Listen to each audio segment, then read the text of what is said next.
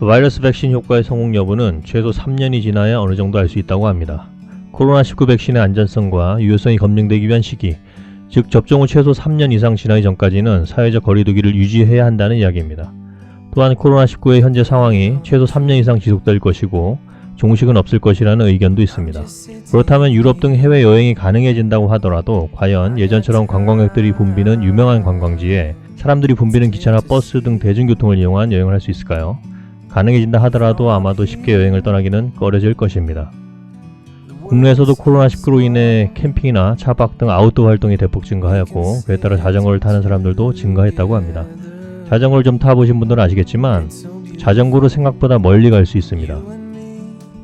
200km가 넘는 제주도 해안길을 하루 만에 타신 분들도 계십니다. 물론 그건 레이싱용 로드사이클로 라이딩을 위한 라이딩을 즐기는 것이기 때문에 여행을 위한 경우에는 결코 추천하지는 않습니다. 의식주를 모두 자전거에 싣고 여행하는 경우 하루 평균 60km 내외가 최적이라고 생각합니다. 다시 본론으로 와서 코로나19 팬데믹 이후 해외여행을 왜 자전거로 해야 하는가? 특히 유럽은 더더욱 자전거 여행을 추천합니다만 왜 그런지 유럽 자전거 여행의 장점과 단점에 대해 알아보겠습니다. 첫째, 소셜 디스턴스 유지입니다. 대부분 예상하시겠지만 사회적 거리두기 때문입니다. 자전거로 여행을 하면 기차나 버스 등 사람들이 붐비는 대중교통으로부터 자유롭습니다.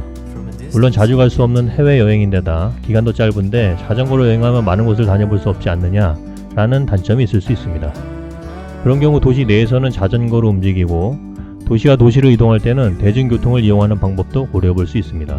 특히 유럽의 경우 각 나라들 면적이 넓지 않고 자전거 도로가 잘 정비되어 있는 데다 자동차보다 자전거를 우선시하는 사람들의 마인드가 정착되어 있기 때문에 도시 안에서는 자동차보다 자전거로 이동하는 것이 훨씬 수월하고 오히려 더 빠를 수 있습니다.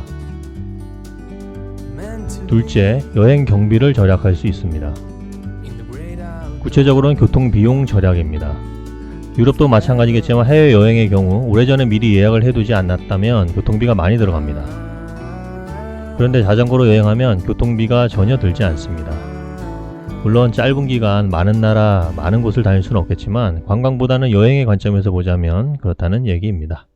하루 평균 50에서 60km 정도만 이동해도 일주일 정도 여행한다고 가정하면 서울에서 부산 거리는 충분히 이동이 가능합니다. 또한 캠핑장을 이용함으로써 숙박비용을 3분의 1 내지 4분의 1 정도로 줄일 수 있습니다. 셋째, 예상치 못한 멋진 장소를 여행할 수 있습니다. 일반적으로 버스나 기차를 이용하는 경우 계획했던 장소에서 또 다른 장소로 이동할 때는 그냥 스쳐 지나가는 경우가 대부분입니다. 그러나 자전거로 여행하다 보면 이동하면서 마주치는 모든 사람과 사물들 그리고 대자연이 모두 여행 코스가 됩니다. 제 개인적인 경험으로 봤을 때 미리 계획했던 여행지보다 그곳에 가기 위해 자전거로 이동하면서 마주쳤던 작은 마을들과 대자연의 멋진 그런 모습들이 더 기억에 남고 더 가치있게 느껴집니다. 넷째, 삶의 활력을 찾아줍니다. 어쩌면 여행 중에는 힘겹고 지칠 수 있지만 페달을 밟으면 밟을수록 굳은 의지가 불끈불끈 샘솟고 여행이 끝날 때쯤이면 허벅지가 돌덩이가 되어 있습니다. 그리고 그 어떤 것도 극복할 수 있을 것 같은 자신감이 생깁니다. 휴가가 가장 필요한 사람은 휴가 갔다가 방금 복귀한 사람이다 라는 말이 있습니다. 그러나 휴가로 자전거 여행을 다녀온 사람은 일하는 것이 이렇게 편한 것이구나 라면서 일상에 감사하게 됩니다. 짧은 휴가 유럽으로 자전거 여행을 다녀오려면 어떻게 준비해야 할까요? 먼저 자전거 여행 형태를 구분해보자면 유럽의 어느 한두 개의 도시를 정하고 그곳 숙소에 머물면서 미니벨로 자전거로 그 근처를 여행하는 방법이 있습니다. 이 경우 숙소는 호텔이나 펜션도 좋지만 캠핑장에서 지내는 것도 괜찮습니다. 독일 미네이나 네덜란드 암스테르담 등등 유럽에는 도심에 캠핑장이 있는 곳도 많고 시설도 좋습니다. 텐트는 본인이 준비해가도 좋고 대부분 캐빈이 많이 마련되어 있어서 거기서 지내는 것도 괜찮습니다. 그리고 텐트와 침낭 등 캠핑 장비를 싣고 자전거 캠핑을 하면서 여행하는 방법도 있습니다.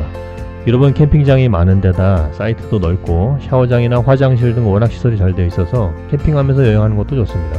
유스 호스텔 등 숙박시설은 전세계 여행자들을 만날 수 있긴 하지만 내가 여행하고 있는 곳의 현지 사람들과 어울리기 위해서는 캠핑장을 추천합니다. 다만 사람들과 어울리는 것은 코로나 상황이 해소된 후에 해당하는 얘기겠죠. 짐을 최소화하고 로드사이클로 더 빠르게, 더 멀리, 많은 곳을 자전거로 여행하는 방법도 있습니다. 아침 일찍 출발해서 저녁 늦게까지 라이딩하면 100km 이상 충분히 라이딩이 가능합니다. 캠핑장은 리셉션이 오후 6시 정도면 닫지만 호텔은 밤 늦게까지 체크인 해도 되기 때문에 중간중간 호텔 위치를 체크해가면서 여행하면 짧은 기간 멀리 자전거로 여행할 수 있습니다. 해외 자전거 여행을 위한 구체적인 준비사항에 대해서는 다음 영상을 기대해 주시기 바랍니다.